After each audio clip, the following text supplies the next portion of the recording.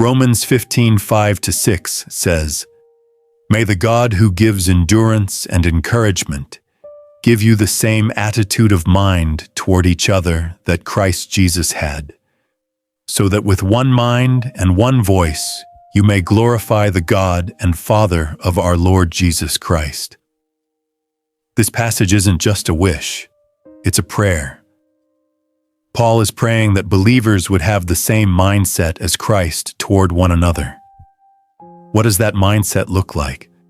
It's humble, it's patient, it's forgiving, it's not self-seeking, it doesn't keep score, it puts others first. This mindset is not something we can manufacture, it's something God gives.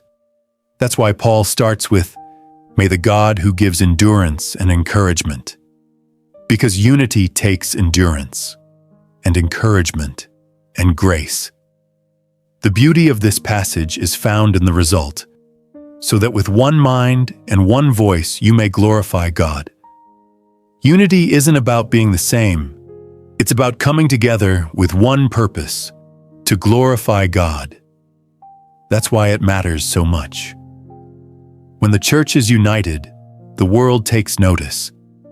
When believers love each other well, the gospel becomes visible.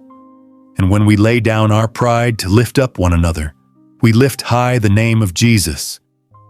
So today, ask yourself, am I contributing to unity or division? Am I carrying Christ's mindset or my own agenda? Let's pray that our hearts, churches, and communities would be bound together in love, moving in step with the Spirit, glorifying God with one voice. If this prayer has encouraged you today, type Amen in the comments. See you tomorrow.